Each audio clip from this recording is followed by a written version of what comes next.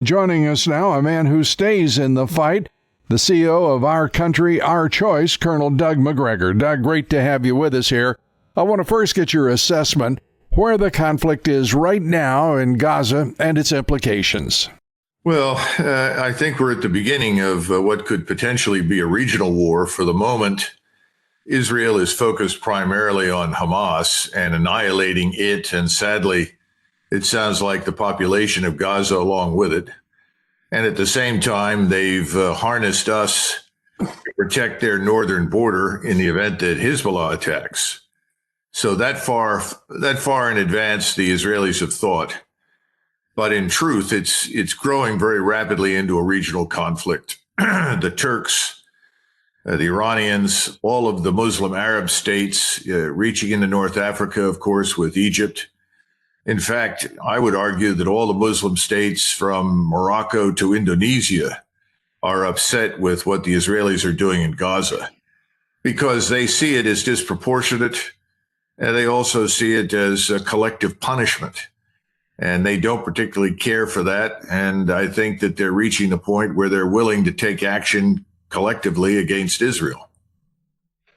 I don't know that the nations that you just mentioned, the Muslim nations, their militaries don't really add up to much in terms of if the United States is supporting Israel. And I want to take that question up with you. Just to what degree is this administration supporting Israel? But against the firepower of just, say, the Eisenhower and Gerald Ford carrier strike groups, that's a lot of power, as you well know. And I understand that amongst those nations, Turkey has the strongest military. Well, it's actually more than Turkey. I think we grossly underestimate Iran. Iran has an enormous arsenal of very sophisticated and accurate theater and tactical ballistic missiles, cruise missiles, and also unmanned systems or drones. All of their theater ballistic missiles have a range of about 1,200 miles. This means that all of Israel is literally within the range of their forces. They don't have much of a ground force, but they do have Shiite militias all over Iraq and Syria that are obviously poised to contribute as needed and obviously to attack us. I think Turkey is probably the 500-pound gorilla in the room. They have an enormous army, and within a month and a half, they could put 2 million men into the field. They have a very sizable naval force, over 100 ships.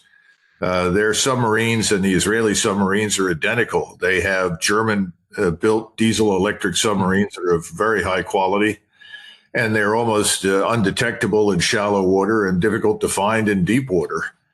They do have cruise missiles, and of course they have quite a fleet of drones. They have one of the largest collection of drones, over 500 in one fleet of any country in the world. And I think that we should keep in mind that Pakistan has made it very clear that if the Turks need it, they will provide nuclear warheads to them. It could be used to both deter Israel or strike back at Israel as necessary. I don't think that I would write off the Egyptians. The Egyptians have a large force.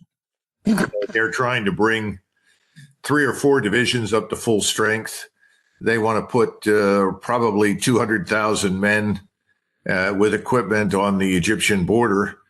And again, General Sisi in Egypt is not interested in a war, but he may not have much choice in the matter because his population is enraged. And they want action taken to protect the Arab population of Gaza, which most of the Muslim world sees as being systematically murdered by the Israelis. Whether or not that's true doesn't matter. That's the way they see it. And I think, the Saudis, the Emirates will certainly support in whatever ways that they can. The Jordanians obviously are very much like the Egyptians. They're not interested in a war, but they too may not have much choice because now Palestinians in Jordan actually outnumber Jordanians. We haven't even talked about the West Bank, which will probably erupt in a revolt against Israel. And then, of course, Syria and Hezbollah. Hezbollah has 140,000 roughly missiles and rockets, of which about 40,000 are top of the line and actually quite accurate. they could probably destroy the city of Haifa and certainly could destroy any Israeli bases in the northern part of Israel. And then you have the air defense systems. And while the air forces aren't impressive, the air defense systems are Russian. The S-400 operates across Syria and Lebanon. That could easily be put into operation, and that would shoot many of our aircraft down. Then you have the S-300, which would also contribute to the air defense network. And I think we need to understand there are about 90 aircraft on each of the carriers. All 90 aircraft are not fighters that are designed to deliver ordnance. On each one, perhaps 40 or 50, are designed for that purpose. When you look at the sortie rate, that is the number of aircraft they can launch and then recover, you're talking between the two carriers, perhaps 20 or 30 aircraft at a time. I don't know precisely where the carrier groups are located, but I suspect quite a distance from Israel, because as you sail into the Eastern Mediterranean, you're vulnerable to all sorts of systems from the Turks, the Syrians, the Lebanese, the Hezbollah.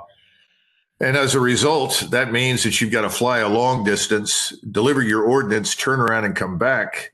And we're not postured to refuel them, which means that many of them could have to land in Israel to refuel. Landing in Israel, which is probably going to end up living under an almost constant rain of rockets and missiles, can be problematic. Then, of course, you have cruise missiles that can be launched, Tomahawks, and they're going to have an impact. There's no question about it, but many of those can be shot down. Those are not very fast. They're not hard to target. They're not hard to shoot down. And those air defense systems that I mentioned have shot them down previously. So I think that we overestimate the impact of the naval power. Now, I don't know what kind of Air Force contribution there will be. I know we've moved some B-52s to the region. Where they are and how they could be used is a question I can't answer. Yeah. Each B-52 can drop 500-pound bombs. If you change the load to have more accurate munitions, say 2,000-pound bombs, they'll carry fewer, but they'll be accurate. But then again, the B-52s can also be shot down. I don't know about the plan to use B-1 or B-2 bombers. And then finally, you have the air forces that are stationed in the region, U.S. air forces. They're vulnerable. They're on airfields that are not well protected from an air defense standpoint, which is why we're sending over air defense battalions as we speak right now. How many of them are available and how they would be used, I don't know, but most of them are designed to protect the forces that we have in Iraq and Syria. We have about 1,000 men up in the northeast corner of Syria, and they're in a very vulnerable position, Lou.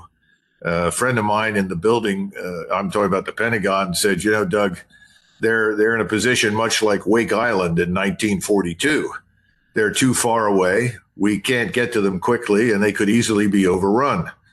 Now, who will do the overrunning? Will that be Shiite militias? Will it be Turkish forces? If the Turks actually intervene directly, and I think they will, I don't know. And then, of course, in Iraq, we have some forces, as well as in the Gulf region. All of those are within range of various Iranian weapon systems. So I think we have to be very careful. What we don't have that we actually need, Lou, is an army. The United States Army is about 450,000. And most of the punch in the U.S. Army, that's your mobile armored force, is sitting in Poland, Lithuania, and down in Romania. We're not going to be able to move them at all. If we do, it'll take us a long time to get them somewhere, and we're not going to be able to move the munitions that go with them. That includes artillery and tanks.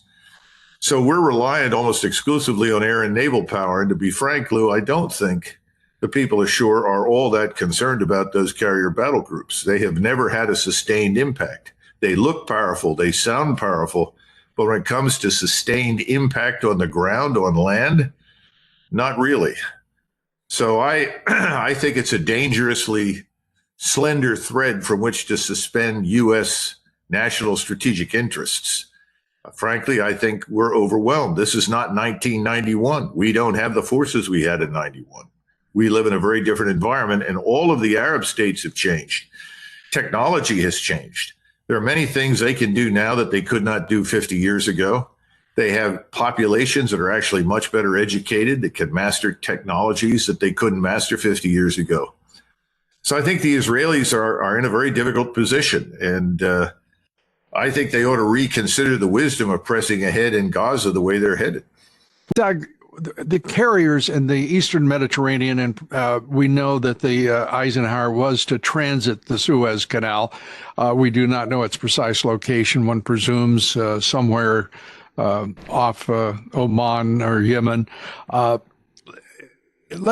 The idea that we have two carriers in such vulnerable positions worries me.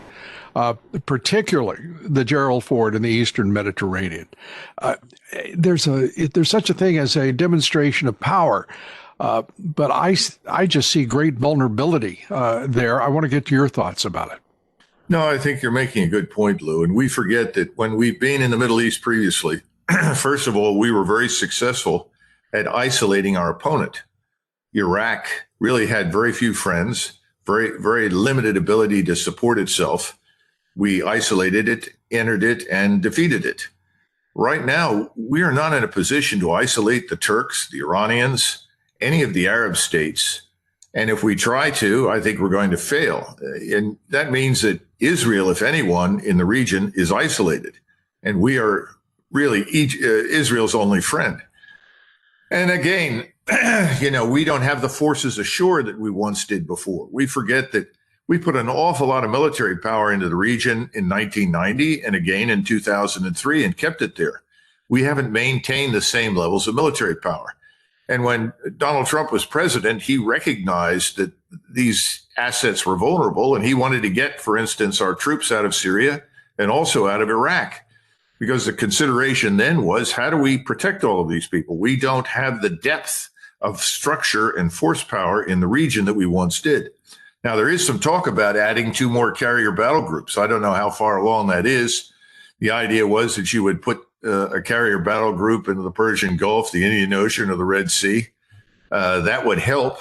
But again, the problem with carrier-based air is it's very limited in terms of its range and sustainability. That's been a complaint about carriers from day one. It's an old solution to new problems, and the new problems are not easily defeated by carriers anymore. It raises the question, what is the strategic capacity of the civilian and military leadership at this moment?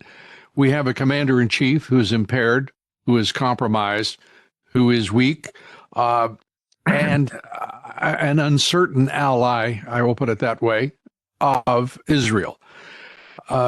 The suggestion was early on that these carriers were in support of Israel.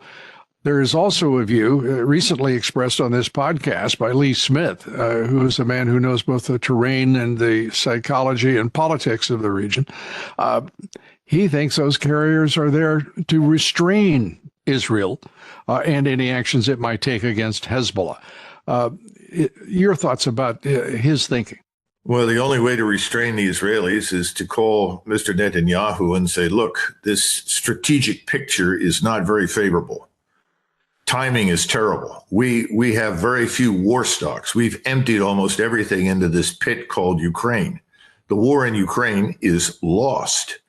The Russians are sitting on everything that is of any real value. And of course, they're sitting in all the areas populated by Russians. The Russians would like to end this. And they're moving very slowly in the hopes that the Europeans will wake up and help them end it. If they don't, then I suppose the Russians will advance to the Dnieper. They'll certainly take Kharkov and Odessa.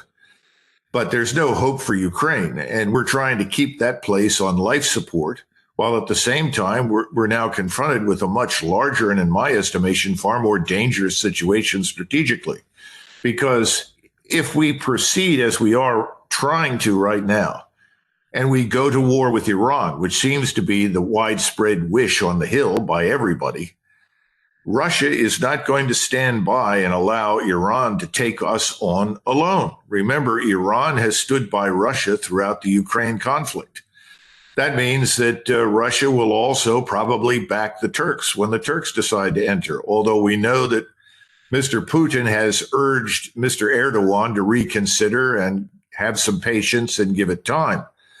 Whether or not Mr. Erdogan will follow that advice, I don't know. But if the Iranians and the Turks are both committed I suspect that Russia will stand by them. Now, will Russia directly confront us? I don't know, but you can get very confused at sea in the Mediterranean. You've already got Russian vessels out there, not very many, certainly Russian submarines. You have Turkish vessels and Turkish submarines. I don't know what else is out there besides us and the Israelis, but it's a small area. I mean, if you're an admiral in the U.S. Navy, you look at the Eastern Mediterranean and say, this place is a puddle. Where does the United States Navy like to operate? The Pacific and the Atlantic. There's plenty of space. That's where we enjoy a huge strategic advantage over anyone else in the world. We don't have that in the Mediterranean. So I think there's thinking in Washington finally that perhaps we've gone too far too fast. But if you're going to restrain Mr. Netanyahu, you have to tell him, look, either you agree to a ceasefire, we sit down, we come up with a conference to sort this child out, or we withdraw our carriers, which means he's on his own. And remember, from his standpoint, the carriers are vital if he is going to take on Hezbollah simultaneously. That's his biggest worry in the short run. Of course, Hezbollah shrinks to not insignificance, but to a much smaller problem if he has to deal with both Turkey and Iran. And to what degree now does public opinion, how is it influenced, in your view, by what has happened with the emergence of such strong anti-Israel, pro-Palestinian radicalism on college campuses, university campuses, the national media, and the Democrat Party, which is obviously aligned with them? Well, it's funny you bring that up. A friend of mine, he's a nice person. He's made lots of money. I've known him for about 40 years. And he said, Doug, where did all these Muslims come from? How could this happen? What is going on these campuses? And I said, well, we've had a problem. It's called immigration. Immigration is coming back to haunt us. We've invited legally and illegally all sorts of people into the country who have agendas that are fundamentally antithetical to our interests. In other words, they're bringing their conflicts, their hatreds, their bitterness with them into the United States. Same thing is happening in Europe. We are obviously, and I certainly am, inclined to support Israel. I want to see Israel survive. My concern is that we're not acting in a way that would help Israel save itself. We're, in fact, encouraging the Israelis to go down full speed ahead into hell, a hell from which they may not emerge. There are almost 90 million Turks. You have almost the same number of people in Iran. You start running the math. You really think 6 million Israelis are going to prevail? It doesn't make any sense. And under the circumstances, the Israelis have violated one of their own principles. Always try to pit your enemies against each other. And if you can't do that, then try to fight one at a time. Well, they've blown it. They've united the Sunni and Shia 100% against them in a very short period of time. And I don't think it's a battle I'd want to take on under any circumstances. It's a loser from my standpoint. And you ask about public opinion. Public opinion in the Muslim world is obvious. Public opinion in the United States, that's hard to gauge. How enthusiastic will Americans be about being drawn into a major regional war? How long before somebody figures out that we have almost no army? How are we going to field something that will make a difference? Where are we going to put these troops? How do they enter the theater? We always bet, or at least depended upon, access to Egypt in order to get to Israel's support with ground forces. How do we get them in now? All good questions and all difficult to answer. We're going to come right back with Doug Macgregor. We're talking about what in the world kind of mess is the world. We'll be right back.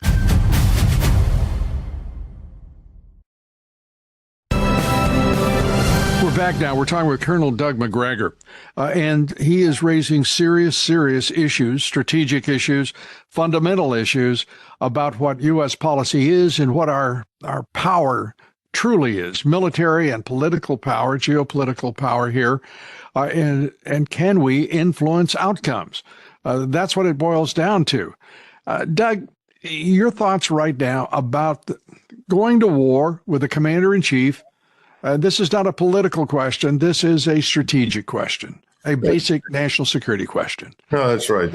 With a commander-in-chief who obviously is not well, who is impaired, and incapable of coherent thinking, a military that is now awash in woke madness that is not only distracting from their mission, but is seemingly subsuming the time that our general officers should be spending with strategic thinking and truly asserting our power in pursuit of the U.S. interests.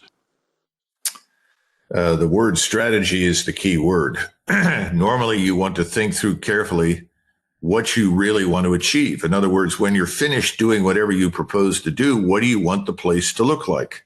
What are we trying to achieve? In my judgment, in the region, our long-term strategic goal is to preserve the existence of Israel. That should be uppermost in both our minds and the minds of the Israelis. That's not where we're thinking right now. We're emoting. There is no strategic means and ends calculus. There's no realistic appraisal that we're operating 6,000, 7,000 miles from our home. We have limited resources that we can project. We cannot predict with any certainty what kinds of technologies will be used against us that could surprise us. You know, someone once said the most important thing to do when you plan in military affairs is to plan for the worst thing the enemy can do to you. Well, what is that? I mean, go down the list, and obviously disabling or sinking a carrier is probably number one. Do they have the capacity to do that? And the answer is yes, that capacity exists in the region. And you have to bet on the very high probability, if we go to war with Iran, that the Russians will come in to support the Iranians. Under those circumstances, the Turks would be fools to stay out because Mr. Erdogan wants to present himself as the leader of Sunni Islam.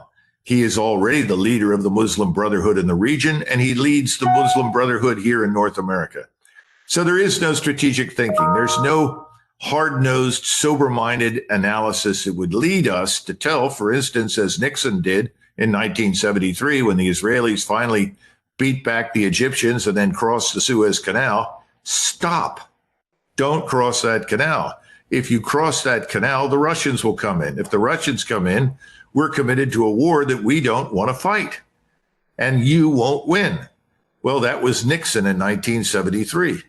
We need to get back to some sober-minded thinking and understand that no nation can be expected to move beyond the limits of our interests. What are our interests? Is it in our interest to go to war with the Muslim world? No, I don't think it is. That doesn't mean we support them. We absolutely support Israel. It means that we recognize the limitations on our power and abilities. The people in Washington don't seem to have any sense of limitations, none whatsoever. And as far as Mr. Biden is concerned, I think he's a cutout. I'm not sure he has much of a role whatsoever. He reads what's put in front of him. He listens to what people decide to tell him, and he moves.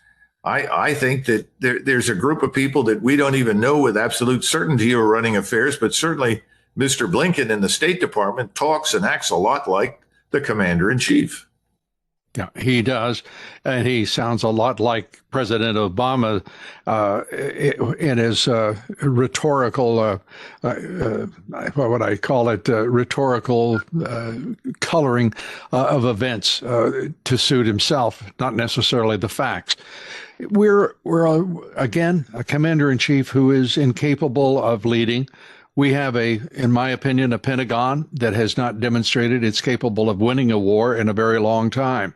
And it's it's far more than just simply the idiotic doctrine of long wars that captured the thinking of the Pentagon and the neocons and, maybe both political parties for a while.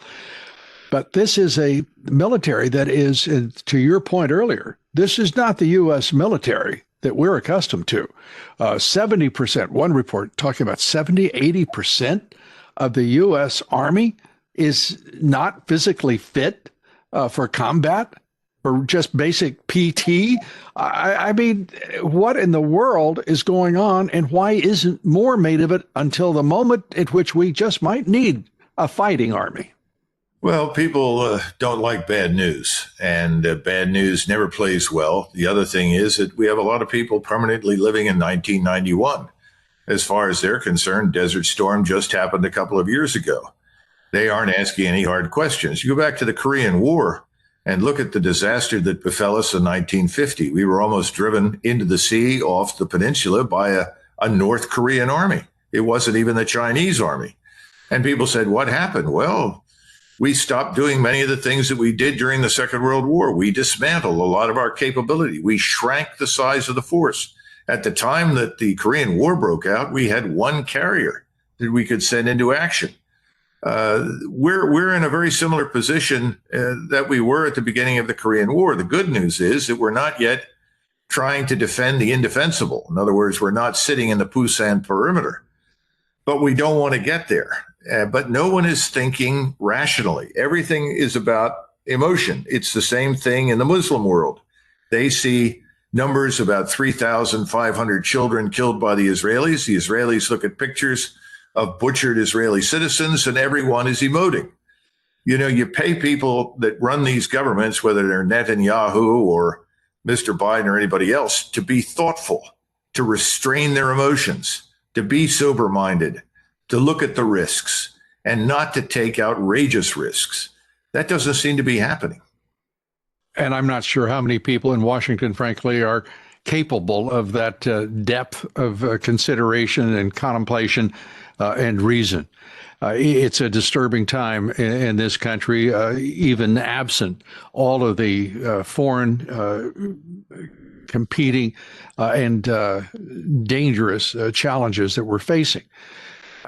There's another part of the equation that we haven't talked about, and very quickly, I'd just like to turn to it. There is the assumption that the United States would simply react conventionally, predictably, and that somehow the enemy is highly predictive here.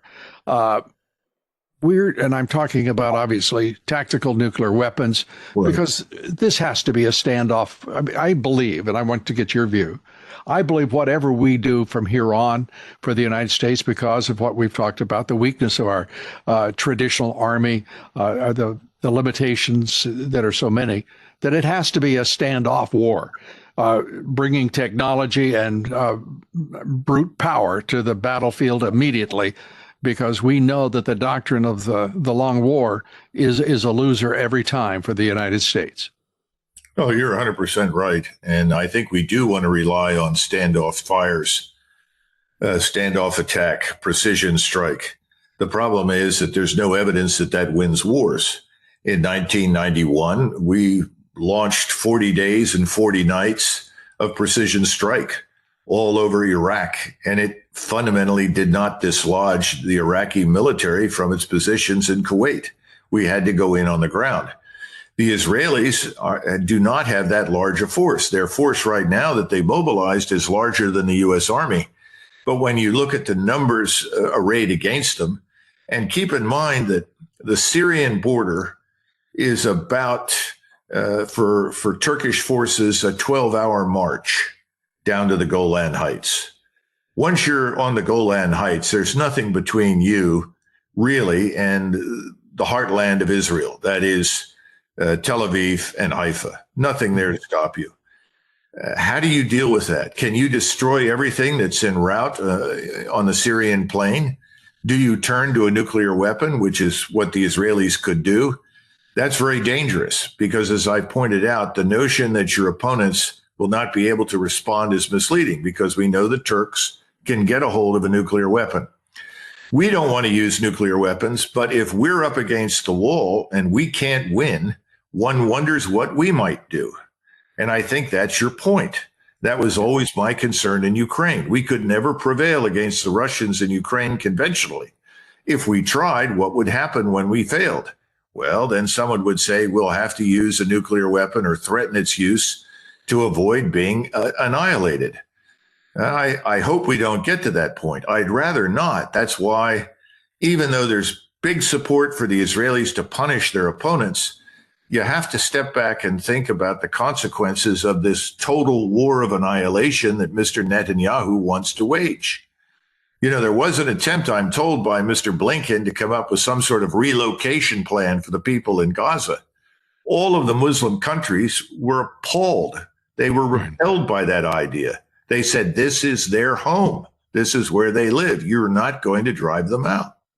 And not drive them out, and also not make them their problem, which has been the Arab attitude for a very long time. Of course. Colonel Doug Macgregor, as always, instructive, illuminating, insightful, and thank you very much. We appreciate it.